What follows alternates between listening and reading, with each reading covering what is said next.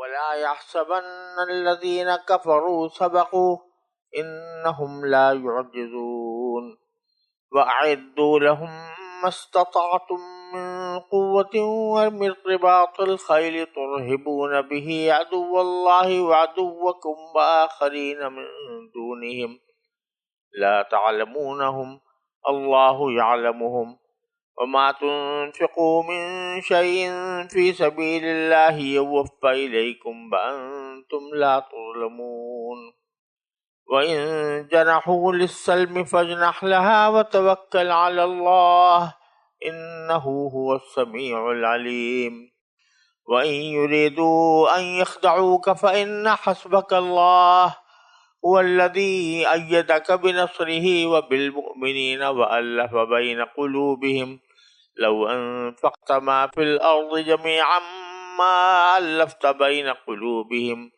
ولكن الله ألف بينهم إنه عزيز حكيم يا أيها النبي حسبك الله ومن اتبعك من المؤمنين يا أيها النبي حرض المؤمنين على القتال إن يكن منكم 20 صابرون يغلبوا 200 وإن يكن منكم 100 يغلبوا 1000 من الذين كفروا بأنهم قوم لا يفقهون الآن خفف الله عنكم وعلم أن فيكم ضعفا فإن يكن منكم 100 صابرة يغلبوا 200 وإن يكن منكم 1000 يغلبوا 2000 بإذن الله واللہ مع الصابرین۔ یہ سورہ انفال کی آیات ہیں جو میں نے آیت نمبر 59 سے لے کر آیت نمبر 66 تک آپ کے سامنے پڑھی ہیں۔ یہ 7 آیتیں ہیں۔ جیسے کہ پیچھے عرض کیا گیا کہ غزوہ بدر کے واقعات بیان کرنے کے بعد کافروں کی دوسری قسم کا ذکر تھا، یعنی یہود جنہوں نے مسلمانوں سے معاہدے کیے ہوئے تھے لیکن معاہدوں کی خلاف ورزی کرتے رہتے تھے، تو ان کے ساتھ کس طرح کا معاملہ ہونا چاہیے پچھلی آیتوں میں ان کا ذکر تھا۔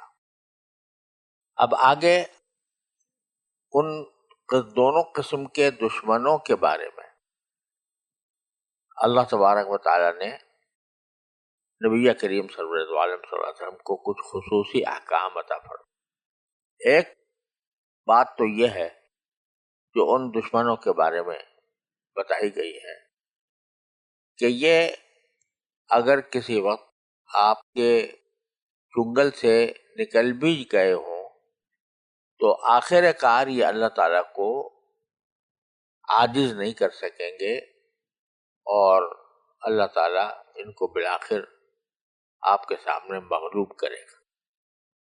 اور یہ جو ہم نے آپ سے مدد اور نصرت کے وعدے کیے ہیں جنگ بدر کے موقع پر بھی اور دوسرے مواقع پر بھی، تو یہ مدد و نصرت کے وعدے ان کا یہ مطلب نہیں لینا چاہیے کہ آپ ظاہری اسباب کو اختیار کرنے سے فارغ ہو کر بیٹھ جائیں، بلکہ اپنی طرف سے پوری تیاری کرنی چاہیے۔ تو اس سلسلے میں یہ آیات کریمہ آئی ہیں، اور ساتھ ساتھ پھر یہ بھی فرمایا گیا ہے کہ اس جنگ کے بعد یہ نہ سمجھیں کہ بس ہم فارغ ہو کر بیٹھ گئے، آئندہ بھی جنگوں کا سلسلہ رہے گا، جہاد کا سلسلہ رہے گا، اس کے تیاری بھی رہنی چاہیے اور ساتھ میں اللہ تعالیٰ پر بھروسہ بھی رہنا چاہیے اور اپنے مسلمان صحابہ کرام کو اس کے لیے تیار بھی کرتے رہنا چاہیے۔ اس پس منظر کو سامنے رکھتے ہوئے ترجمہ میں آپ کے سامنے پیش کرتا ہوں۔ یہ آیت نمبر 59 سے آیت نمبر 66 تک کا ترجمہ ہے، اور کافر لوگ ہرگز یہ خیال بھی دل میں نہ لائیں کہ وہ بھاگ نکلے ہیں۔ یہ یقینی بات ہے کہ وہ اللہ کو عاجز نہیں کر سکتے۔ اور مسلمانوں، جس قدر طاقت اور گھوڑوں کی جتنی چھاونیاں تم سے بن پڑے ان سے مقابلے کے لیے تیار کرو، جن کے ذریعے تم اللہ کے دشمن اور اپنے دشمن پر بھی ہیبت طاری کر سکو، اور ان کے علاوہ دوسروں پر بھی جنہیں ابھی تم نہیں جانتے، مگر اللہ انہیں جانتا ہے۔ اور اللہ کے راستے میں تم جو کچھ خرچ کرو گے وہ تمہیں پورا پورا دیا جائے گا، اور تمہارے لیے کوئی کمی نہیں کی جائے گی۔ اور اگر وہ لوگ صلح کی طرف جھکیں تو تم بھی اس کی طرف جھک جاؤ، اور اللہ پر بھروسہ رکھو۔ یقین جانو وہی ہے جو ہر بات سنتا، سب کچھ جانتا ہے۔ اور اگر وہ تمہیں دھوکہ دینے کا ارادہ کریں گے تو اللہ تمہارے لیے کافی ہے۔ وہی تو ہے جس نے اپنی مدد کے ذریعے اور مومنوں کے ذریعے تمہارے ہاتھ مضبوط کیے اور ان کے دلوں میں ایک دوسرے کی الفت پیدا کر دی۔ اگر تم زمین بھر کی ساری دولت بھی خرچ کر لیتے تو ان کے دلوں میں یہ الفت پیدا نہ کر سکتے، لیکن اللہ نے ان کے دلوں کو جوڑ دیا۔ وہ یقین اقتدار کا بھی مالک ہے، حکمت کا بھی مالک۔ اے نبی، تمہارے لیے تو بس اللہ اور مومن لوگ کافی ہیں جنہوں نے تمہاری پیروی کی ہے۔ اے نبی، مومنوں کو جنگ پر ابھارو۔ اگر تمہارے 20 آدمی ایسے ہوں گے جو ثابت قدم رہنے والے ہوں تو وہ 200 پر غالب آ جائیں گے، اور اگر تمہارے 100 آدمی ہوں گے تو وہ کافروں کے 1000 پر غالب آ جائیں گے، کیونکہ وہ ایسے لوگ ہیں جو سمجھ نہیں رکھتے۔ لو، اب اللہ نے تم سے بوجھ ہلکا کر دیا، اور اس کے علم میں ہے کہ تمہارے اندر کچھ کمزوری ہے، لہذا اگر تمہارے ثابت قدم رہنے والے 100 آدمی ہوں تو وہ 200 پر غالب آ جائیں گے، اور اگر تمہارے 1000 آدمی ہوں تو وہ اللہ کے حکم سے 2000 پر غالب آ جائیں گے، اور اللہ ثابت قدم رہنے والوں کے ساتھ ہے۔ تو سب سے پہلے تو ان آیات میں ان کافروں کا ذکر ہے کہ جو جنگ بدر کے بعد بچ نہیں، یا تو جنگ بدر کے موقع پر وہ کفار قریش کے ساتھ شامل نہیں ہوئے، اس لیے بچ گئے جنگ بدر کے انجام سے، یا شامل ہوئے لیکن پھر بھاگ گئے جب دیکھا کہ مرنے کا بازار گرم ہے اور شکست ہو چکی ہے، تو وہ میدان چھوڑ کر بھاگ گئے تھے۔ تو ان سے خطاب ہو رہا ہے کہ جو تو لوگ بھاگ نکلے ہو وہ ہرگز یہ نہ سمجھے کہ وہ بس ہمیشہ کے لیے بچ گئے۔ انہم لا یعجزون، یہ یقینی بات ہے کہ وہ اللہ کو عاجز نہیں کر سکتے۔ بالآخر اللہ تعالیٰ اپنا فیصلہ ان کے بارے میں پورا کرے گا۔ چونکہ اللہ تعالیٰ کو یہ فیصلہ پورا کرنا ہے، تو اے مسلمانوں، اب تمہارا کام یہ ہے کہ اس فتح کے اوپر مطمئن ہو کر نہ بیٹھنا، بلکہ اپنی طرف سے تیاری پوری کرنا۔ ہم نے جو تم سے نصرت کے وعدے کیے ہیں اس کا مطلب یہ نہیں کہ تم ہاتھ پر ہاتھ رکھ کے بیٹھ جاؤ، بلکہ جو تیاری تمہیں کرنی چاہیے دشمن کے خلاف وہ تیاری پوری کرو۔ چنانچہ وَأَعِدُّوا لَهُم مَّا اسْتَطَعْتُم مِّن قُوَّةٍ، اور تیار کرو ان دشمنوں کے لیے مَا اسْتَطَعْتُم مِّن قُوَّةٍ، جتنی قوت تیار کرنے کی تم میں استطاعت ہے۔ اور قوت میں وہ سارے اسلحہ آ گئے جو کسی جنگ میں استعمال ہو سکتے ہیں۔ اس زمانے میں چونکہ جنگ میں تیروں کا استعمال بہت زیادہ کارآمد ہوتا تھا، تو ایک مرتبہ رسول کریم صلی اللہ علیہ وسلم نے اس آیت کریمہ کو پڑھ کر یہ فرمایا، الا ان القوۃ الرمی، خوب سن لو کہ قوت جو ہے وہ تیر اندازی میں ہے۔ اور ہمارے ایک بزرگ نے یہاں پر یہ بات بھی فرمائی کہ رمی کا لفظ بولا ہے رمی کے ساتھ سہم نہیں. تو اس سے معلوم ہوا کہ رمی جس انداز سے بھی ہو، رمی کے معنی پھینکنا، دشمن کے اوپر کوئی چیز پھینکنا، اگرچہ اس وقت تیر اندازی کے لیے استعمال ہوتا تھا، لیکن اب ہر وہ چیز جو پھینکنے سے تعلق رکھتی ہو وہ بھی اس قوت میں داخل ہوگی، جس میں آپ اس کو گولی کہہ لیں، اس کو آپ بم کہہ لیں، اس کو ٹینک کہہ لیں، وہ سب رمی کے قوت کے اندر داخل ہے. بہرحال یہ بات تو طے ہے کہ قوت کا جو لفظ ہے وہ عام ہے، اور ہر زمانے کے لحاظ سے اس کے مصداق بدل سکتے ہیں. جو بھی قوت استعمال کرنے کی ضرورت پڑ رہی ہے وہ ساری اس میں داخل ہے کہ اس کو قوت کو تیار کرنا امت مسلمہ کی ذمہ داری ہے. ٹھیک ہے. اور وَمِن رِبَاطِ الْخَيْلِ، قوت کا ذکر الگ فرمایا اور گھوڑوں کی چھاؤنی کا ذکر الگ فرمایا. رباط اصل میں کہا جاتا تھا اس جگہ کو جہاں پر گھوڑوں کو باندھ کر رکھا جاتا تھا.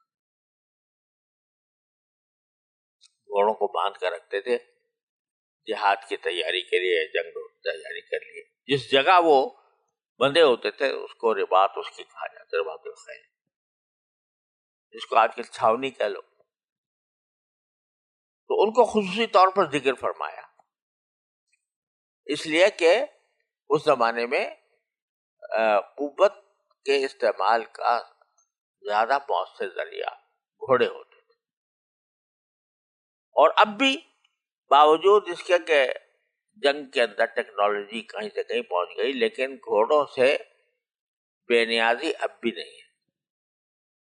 بہت سے مقامات پر گھوڑے ہی استعمال کرنے پڑتے ہیں، اس کے بغیر کام نہیں چلتا. بہرحال مقصود یہ ہے کہ جس قسم کی قوت بھی تیار کر سکتے ہو وہ تیار رکھو. کیوں رکھو؟ ترہبون بہ عدو اللہ وعدوکم، کہ اس قوت کے ذریعے تم ڈراؤ اللہ کے دشمن کو اور اپنے دشمن کو.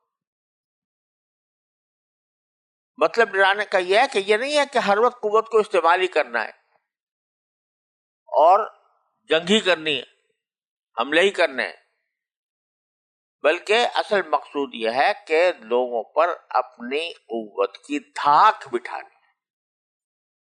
تاکہ کوئی ہم پر بری نظر ڈالنے کی جرات نہ کرے. تو ترہبونا کے معنی ہے تم ان کو مرعوب کرو.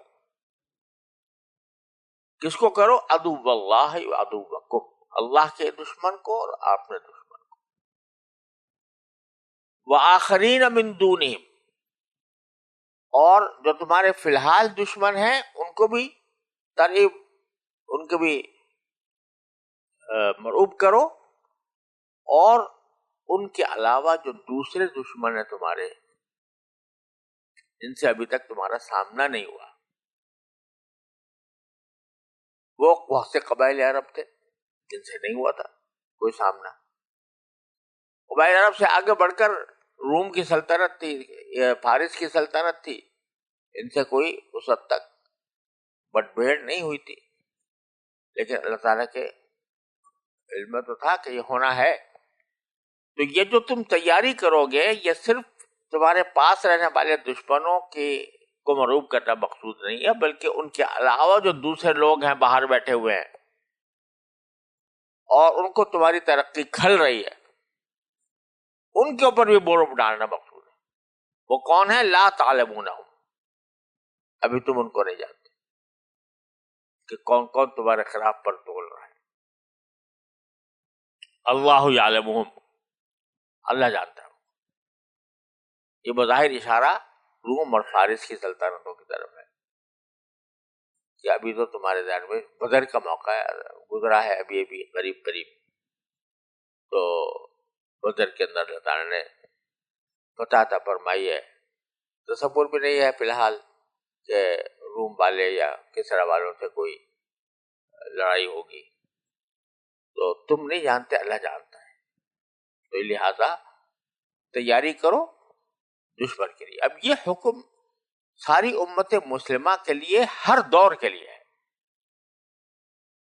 کہ وہ اتنی تیاری رکھے اپنے پاس کہ جس کے ذریعے وہ دوسری دو اپنے دشمنوں کو مرعوب رکھے، اور اگر ان کی طرف سے کوئی زیادتی ہو تو اس کا جواب دینے کا طریقہ ان کے پاس موجود ہو، جواب دینے کا سامان موجود ہو، اور جہاں اقدام کی ضرورت ہوگی تو وہاں اقدام بھی کیا جا سکے. کیونکہ جیسا میں نے شاید کسی شروع میں عرض کیا ہے کہ جس طرح دفاعی جہاد جائز ہوتا ہے، اقدامی جہاد بھی اسی شریعت کا ایک حصہ ہے. تو اس اقدامی جہاد کے لیے تیار رہنا یہ امت مسلمہ کی ذمہ داری ہے. اور چونکہ اس تیاری کرنے میں بسا اوقات مال کی ضرورت ہوتی ہے، آدمی چاہے کسی قسم کے ہتھیار خریدنے ہو، ہتھیار بنانے ہوں، خریدنے ہوں، تو اس پر پیسے خرچ کرنے پڑتے ہیں. تو اللہ تعالیٰ نے جہاد کے اندر پیسہ خرچ کرنے کو بھی جہاد کا ایک حصہ قرار دیا کہ جہاد کے اندر اگر آپ کوئی پیسہ خرچ کرو گے تو وہ اللہ تعالیٰ کے ہاں جا کر آپ کو پورا پورا ملے گا. چنانچہ فرمایا ما تنفقوا من شیء فی سبیل اللہ، جو خرچ بھی کرو گے تم اللہ کے راستے میں، یوفی الیکم، وہ پورا پورا تمہیں دے دیا جائے گا، وانتم لا تظلمون، اور تم پر کوئی ظلم نہیں ہوگا. اور دوسرا ترجمہ اس کا یہ زیادہ صحیح ہے کہ تمہاری کوئی کمی نہیں کی جائے گی.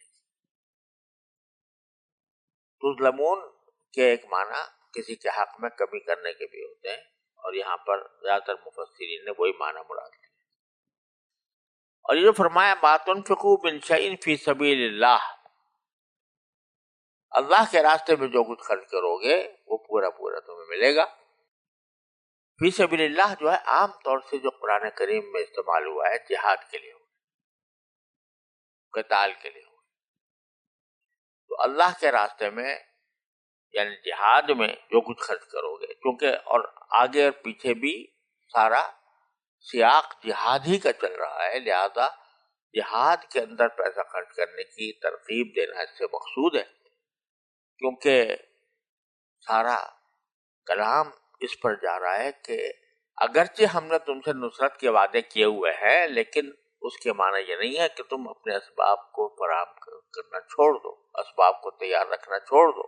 اسباب تمہیں تیار کرنے ہیں، اور اس کے لیے اگر ضرورت پیش آئے گی تو پیسے بھی خرچ کرنے پڑیں گے، تو آپ کی طرف وہ پورا واپس مل جائے گا. وانتم لا تظلمون. تو یہاں بظاہر پیسہ خرچ کرنے سے بڑا جہاد کے کام میں پیسہ خرچ، اگرچہ مفہوم میں فی سبیل اللہ کے یعنی توسع کر کے دین کے دوسرے کام بھی اس میں شامل کر لیے گئے ہیں، لیکن وہ ثانوی طور پر ہے. اصل مقصود اللہ کے راستے میں جہاد میں پیسے خرچ کرنا. یہاں تک اللہ تعالی نے فرما دیا کہ تیار رہنا، ہر دم تیار رہنا، اور جتنے ضروری ذرائع ہیں وہ سب تیار رکھنا.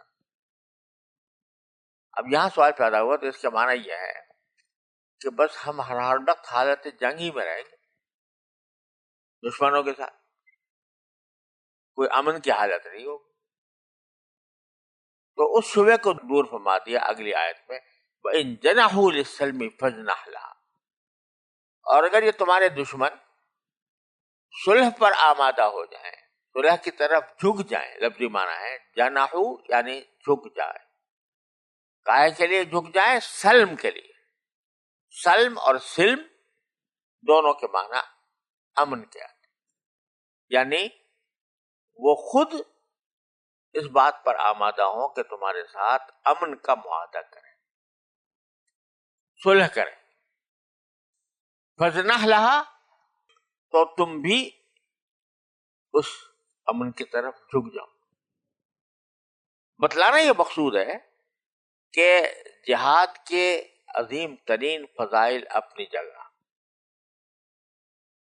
اور اس کے بارے میں مال خرچ کرنے کے فضائل اپنی جگہ، لیکن اس کا یہ مطلب نہیں ہے کہ اللہ تعالیٰ یہ چاہتے ہیں کہ مسلمان ہر وقت برسر جنگ ہی رہے، ہر وقت لڑتا ہی رہے، کیونکہ جہاد بہت بڑی عظیم عبادت ہے اور اللہ تعالیٰ کو بہت محبوب بھی ہے، لیکن یہ حسن لغیر ہی ہے، حسن لعین ہی نہیں.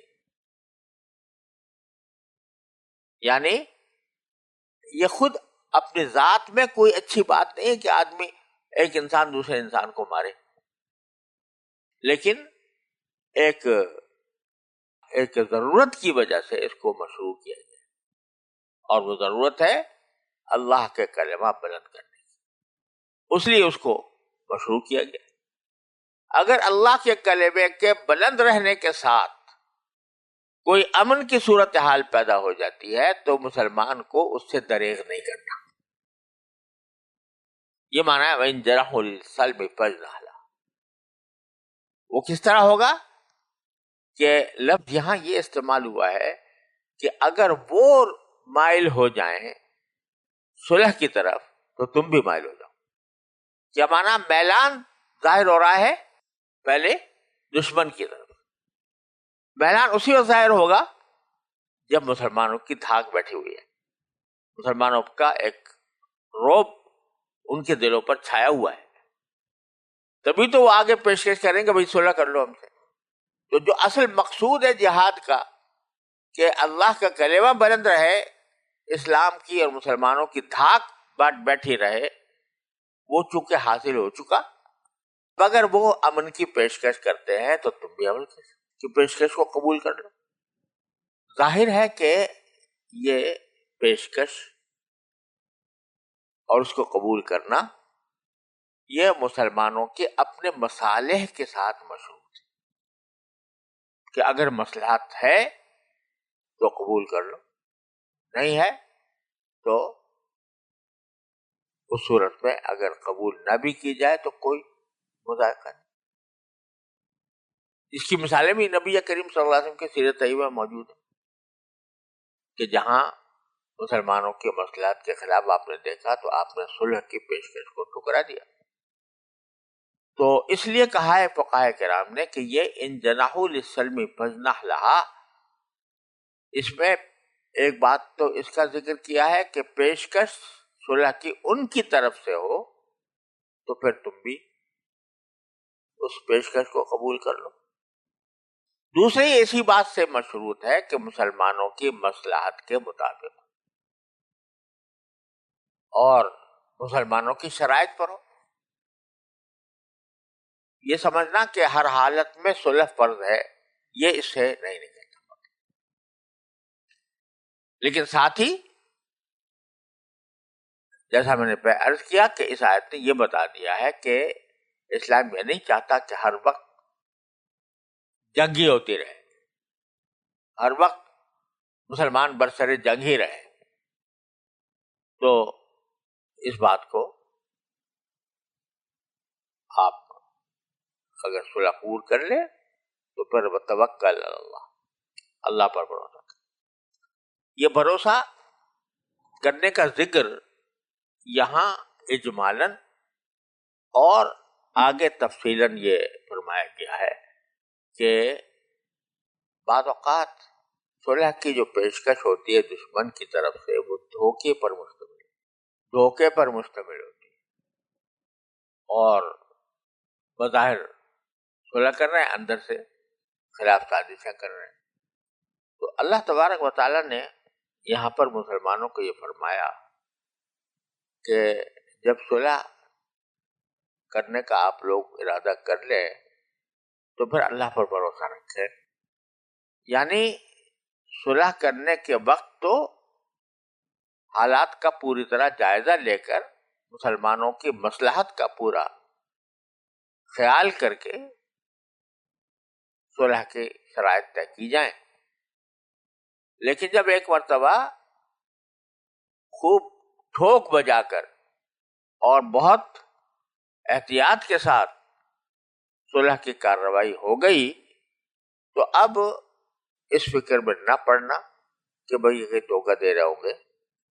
یعنی جسے کہتے ہیں کہ شبہ ناشا من غیر دلیل، کہ ایسے شبہات پیدا ہو رہے ہیں بغیر کسی دلیل کے، وسوسے پیدا ہو رہے ہیں، اس کا اعتبار نہیں. اللہ پر بھروسہ رکھو.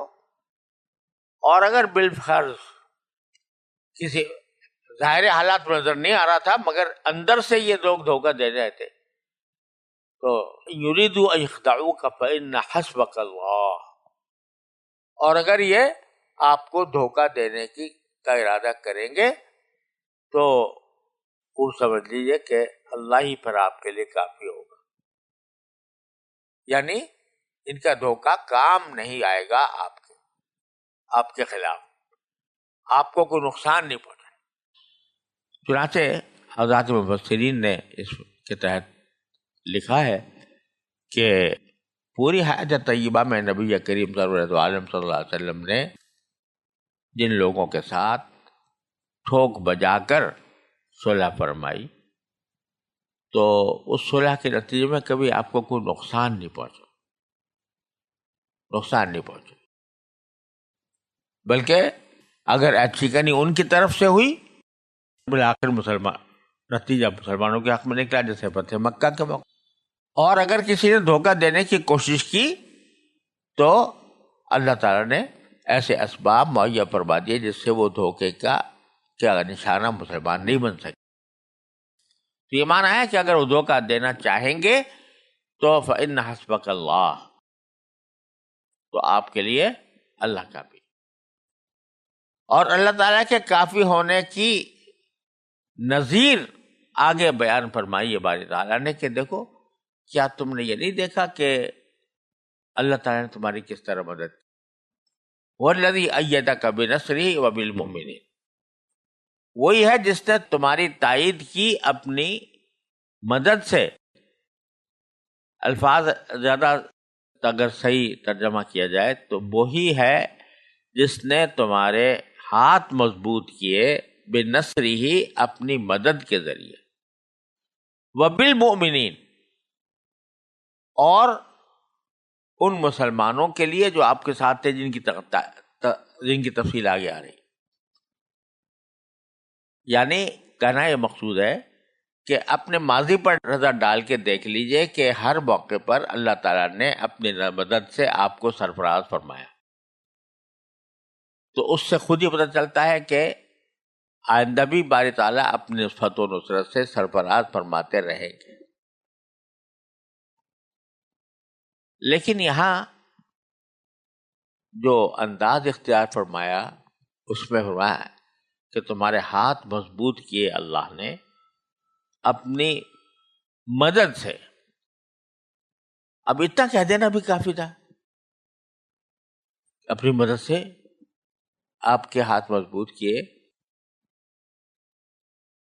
تو باری تعالیٰ کی مدد حاصل ہو جائے تو پھر اور تو کچھ نہیں چاہیے نا. لیکن آگے ایک لفظ کا اضافہ کیا، بِنَصْرِهِ وَبِالْمُؤْمِنِينَ، کہ آپ کے ہاتھ مضبوط کیے خود اپنی مدد سے بھی اور مومنین کے ذریعے بھی جو آپ کے ساتھ لگے ہوئے صحابہ کرام رضی اللہ تعالیٰ عنہ، ان کو آپ کے لیے ایک قوت بنا دیا. یعنی بات صرف اتنی نہیں ہے کہ غیبی مدد آپ کے ساتھ کر دی بِنَصْرِهِ، بلکہ ظاہری اسباب میں بھی ایک ایسی جماعت آپ کو عطا کر دی جس کی نظیر آسمان زمین نے نہ پہلے دیکھی تھی نہ بعد میں دیکھی. وَبِالْمُؤْمِنِينَ، تو ان مومنین کے ذریعے مدد کرنے کو باری تعالیٰ نے اپنی مدد کے ساتھ ذکر کر کے ان کی اہمیت ظاہر فرمائی کہ جو آپ کے ساتھ لگے ہوئے ہیں یہ کوئی معمولی چیز نہیں ہے، یہ ہماری بنائی ہوئی مخلوق ہے، یہ ہمارے اپنے ہرکارے ہیں جو آپ کے ساتھ لگائے گئے ہیں. تو اس سے صحابہ کرام کی جو عظمت اس سے معلوم ہوتی ہے. اپنی مدد کے ساتھ اللہ تعالیٰ ان کی کو عطف کر کے ان کے ساتھ ذکر فرما رہے ہیں کہ تمہاری ہاتھ مضبوط کیے اپنی مدد سے اور ان مومنوں کے ذریعے. اور یہ مومنوں کی پھر آگے یہ تعریف فرمائی کہ ان مومنوں کے ذریعے مدد کی وَأَلَّفَ بَيْنَ قُلُوبِهِمْ، کہ ان کے دل آپس میں ایک دوسرے سے ایک ساتھ جوڑ دیے. اور یہ لوگ وہ تھے جو آپس میں ایک دوسرے کی شکل دیکھنے کے روادار نہیں تھے، ایک دوسرے کے خلاف ہر وقت برسر جنگ رہتے تھے. صدیوں سے ان کی لڑائیاں چلی آتی تھیں. اوس اور خزرج کے قبیلے ایک ایک معمولی بات پر 40 سال لڑتے رہے تھے. خاندان کے خاندان ان کے اجڑ گئے تھے لڑائیوں میں. دلوں میں ایک دوسرے کا بغض بیٹھا ہوا تھا. لیکن اللہ نے تمہارے ساتھ اس قوم کو لگانے کے لیے ان کے دلوں کو جوڑ دیا. بَأَلَّفَ بَيْنَ قُلُوبِهِمْ، کیونکہ آپ کا مصاحب بنانا تھا، آپ کا ساتھی بنانا تھا، آپ کا کے صحابہ بنانے تھے. لہذا ایک دوسرے کے دشمنوں کے دلوں کو جوڑ دیا. وَأَلَّفَ بَيْنَ قُلُوبِهِمْ، اور یہ جوڑنا صرف ہمارا ہی کام تھا. لَوْ أَنفَقْتَ مَا فِي الْأَرْضِ جَمِيعًا مَا أَلَّفْتَ بَيْنَ قُلُوبِهِمْ، اگر تم ساری زمین کی ساری دولت بھی خرچ کر لیتے ان کے دل جوڑنے میں تو کبھی بھی تم ان کے دل جوڑنے میں کامیاب نہ ہوتے. وَلَٰكِنَّ اللَّهَ أَلَّفَ بَيْنَهُمْ، لیکن یہ اللہ ہے جس نے ان کے دل جوڑے. اس بات کا اندازہ اسی شخص کو ہو سکتا ہے کہ جو یا تو اس وقت موجود رہا ہو یا کم از کم اس نے حالات اس طرح پڑے ہوں جس سے اس کو یہ اندازہ ہو کہ اوس اور خزرج کے درمیان کیسی زبردست دشمنیاں تھیں اور یہودی ان دشمنیوں سے کس طرح فائدہ اٹھاتے تھے. یہ پوری ایک تاریخ ہے. جس کے ذہن میں وہ تاریخ ہو تو وہ بے شک کہے گا کہ ہرگز ممکن نہیں تھا کہ آپس میں ان کے دل جوڑتے. یہ اللہ تعالیٰ نے ہی ان کے دل جوڑے. کیوں جوڑے؟ اس لیے جوڑے کہ ان کو اے نبی آپ کا ساتھی بنانا تھا، آپ کے ہرکارے بنانے تھے، آپ کے خادم بنانے تھے، آپ کے مشن کے علمبردار بنانے تھے. لہذا ان کو ہم نے اس طرح تیار کیا کہ ان کے دل جوڑ دیا آپس میں. اور یہیں سے یہ بھی بات معلوم ہوئی کہ دین کا کسی بڑے مقصد کے لیے جب کوئی کام ہو تو ضروری ہے کہ کام کرنے والوں کے دل جڑے ہوئے،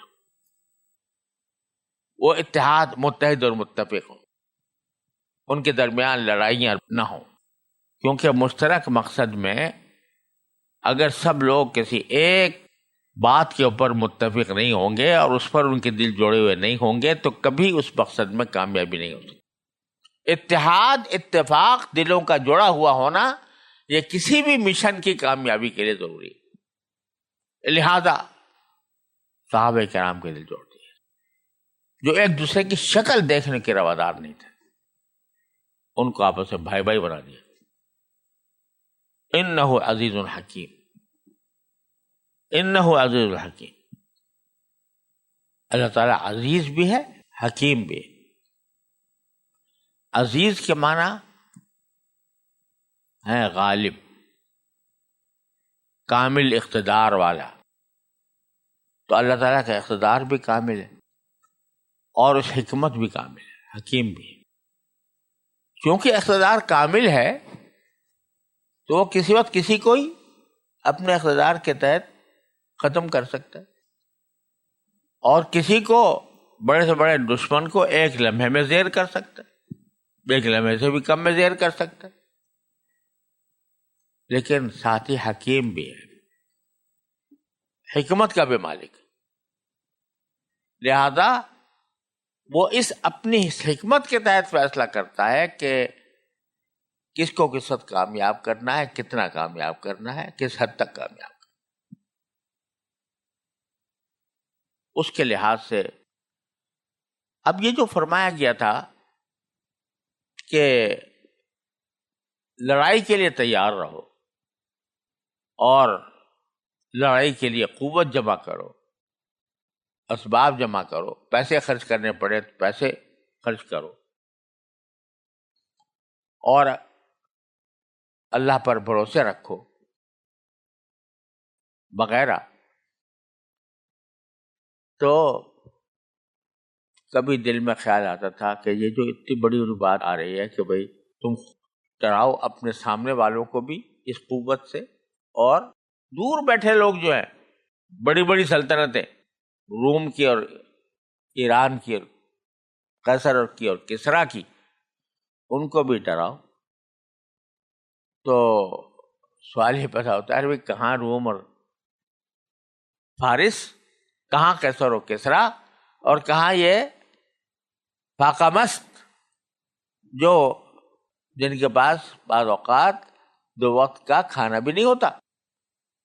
تو اتنی قوت آپ کہہ رہے ہیں قوت تیار کرو، بھائی مناسبت تو ہونا قوت میں کہ تھوڑی بہت ہم تیار کریں، اور وہ جو ہے روم اور فارس سپر پاورز، تو ان کے پاس جو قوت ہے اس میں اور ہماری قوت میں جتنے بھی تیار کر لیں گے تو کوئی توازن پھر بھی نہیں رہے گا۔ تو باری تعالیٰ فرماتے ہیں یا ایھا النبی حسبک اللہ ومن اتبعک من المؤمنین۔ قوت اشتراع کرنے کا تو ہم نے بے شک آپ کو حکم دیا، اس کے مطابق عمل کرتے ہوئے قوت تیار کریں، لیکن جہاں تک فتح و نصرت کا تعلق ہے تو اے نبی آپ کے لیے اللہ کافی ہے، اللہ کافی ہے، ومن اتبعک من المؤمنین، اور تمہارے مومنین میں سے جو تمہارے پیچھے چل چکے ہیں، یعنی جنہوں نے اتباع کر لیا، یعنی صحابہ کرام، وہ کافی ہے۔ مطلب یہ کہ پہلے سے یہ دماغ میں بٹھا کر نہ بیٹھ جاؤ کہ بھئی وہ تو دشمن ہمارا بہت مضبوط ہے، تو ہم اس کے لیے جتنی بھی تیاری کریں گے کم ہوگی۔ اگر اللہ کے لیے کر رہے ہو تو حسبک اللہ ومن اتبعک من المؤمنین، آپ کے ساتھ جتنے مؤمن ہو جاتے ہیں وہ آپ کے لیے کافی ہوں گے۔ تیاری اپنی جاری رکھو، اور تیاری جاری رکھنے کے ساتھ یا ایھا النبی حرض المؤمنین علی القتال، ان مومنین کو قتال پر برانگیختہ بھی کرتے رہیں، ان کو اس کے لیے تیار بھی کرتے ہیں۔ اب آگے کی جو 2 آیتیں ہیں یہ 2 مختلف اوقات میں نازل ہوئی۔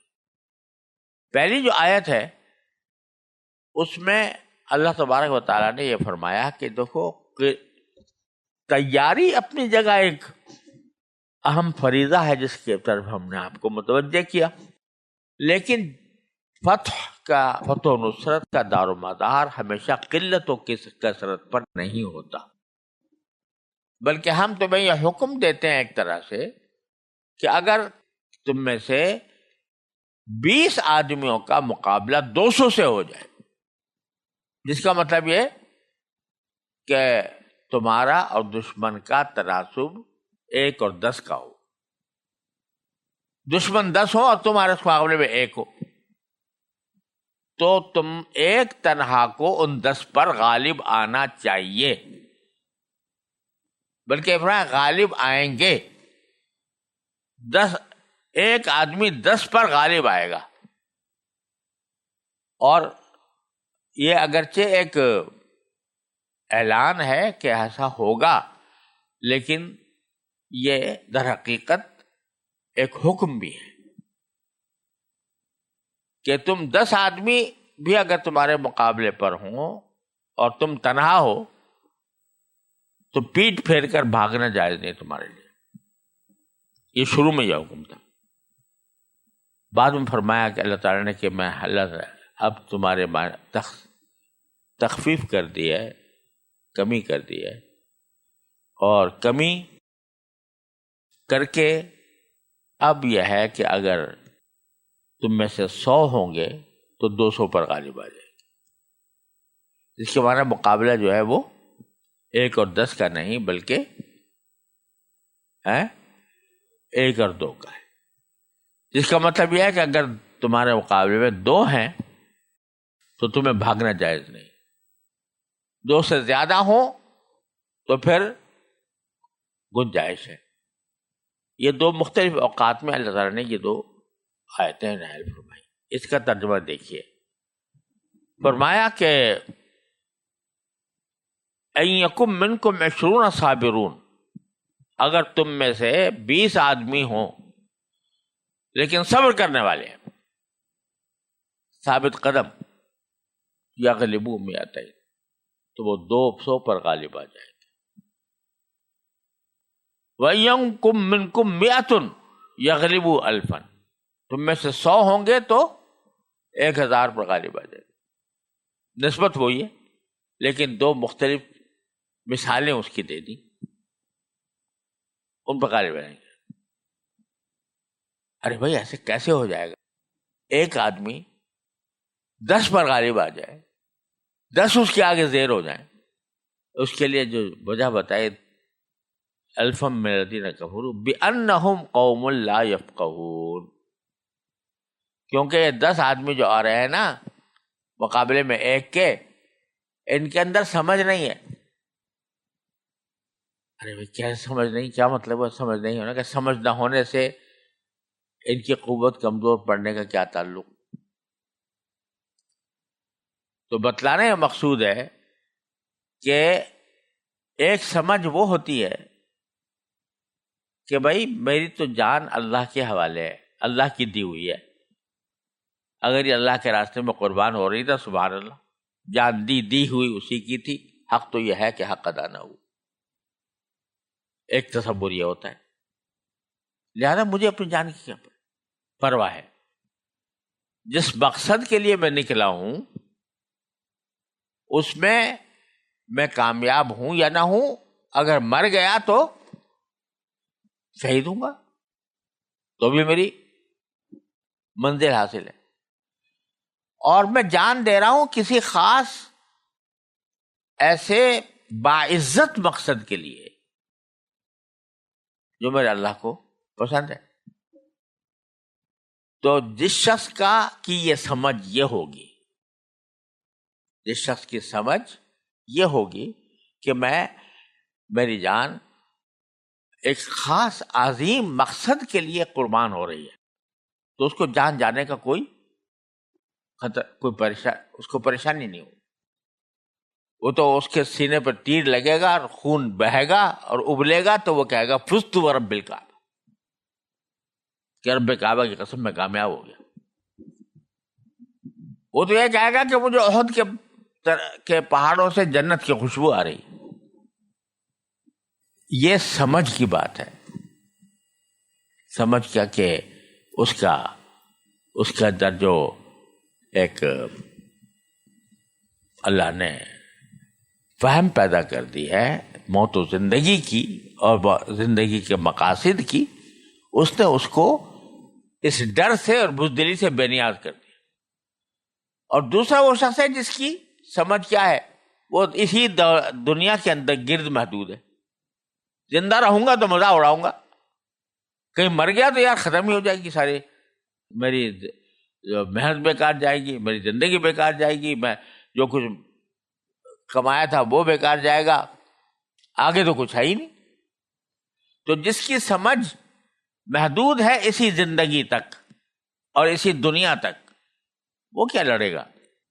اس کے مقابلے میں کیا لڑے گا جو یہ کہتا ہے کہ مجھے موت زندگی سے زیادہ محبوب ہے. یہ ہیں بِأَنَّهُمْ قَوْمٌ لَا يَفْقَهُونَ. ان کے اندر وہ سمجھ ہی نہیں ہے جو ایک آدمی کو 10 کے مقابلے میں کھڑا کرنے کی طاقت ادا کرتی. یہاں لفظ سمجھ کا استعمال کیا ہے جس کو آج کل کی اصطلاح میں آپ کہہ دو کہ جس کو مورائل کہتے ہیں، حوصلہ، یا اس کو معنوی اور نفسیاتی برتری کا تصور، تو اس کے لیے صحیح لفظ ہے جو قرآن نے استعمال کیا، سمجھ۔